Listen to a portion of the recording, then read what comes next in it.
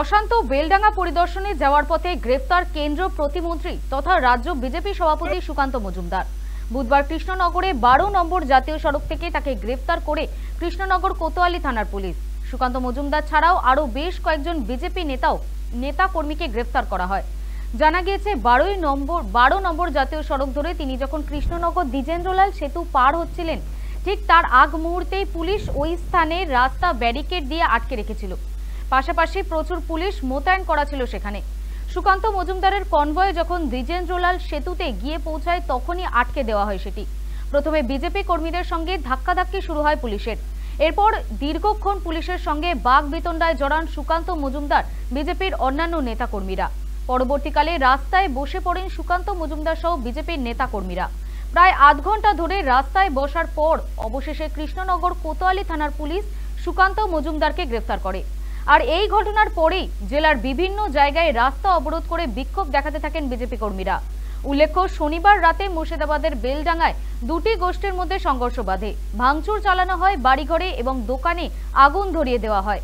বিক্ষোভের জেরে ট্রেন পরিষেবাও বন্ধ ছিল। পরিস্থিতি নিয়ন্ত্রণে আনতে এলাকায় প্রচুর পুলিশ মোতায়েন করা হয়। এই পরিস্থিতিতে বুধবার বেলডাঙ্গা পরিদর্শনের জন্য বেরোন সুকান্ত। এরপরই পুলিশ তাকে গ্রেফতার করে। এটা চলতে পারে না, আমরা কিন্তু ন্যাশনাল হাইওয়ে অবরোধ করতে বাধ্য হব। আপনার জন্য কিন্তু আপনি দায়ী থাকবেন তার জন্য।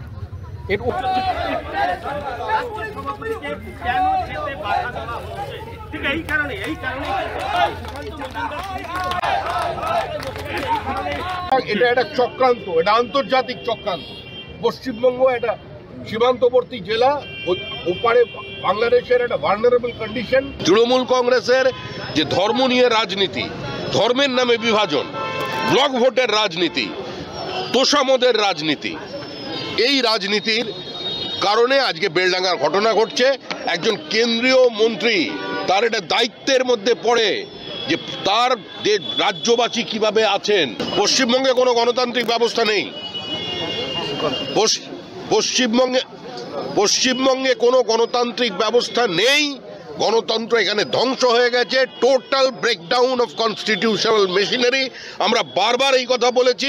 এখন যারা কাস্টোডিয়ান আছেন, যারা ইন্টারপ্রিটার আছেন ভারতীয় সংবিধানে, এটা তাদের দেখার দায়িত্ব। পুলিশের কাজ হচ্ছে বেলডাঙ্গায় যারা অপরাধী তাদের গ্রেপ্তার করা। তাদের গ্রেপ্তার করবার পরিবর্তে পুলিশ কেন্দ্রীয় মন্ত্রীকে গ্রেপ্তার করে।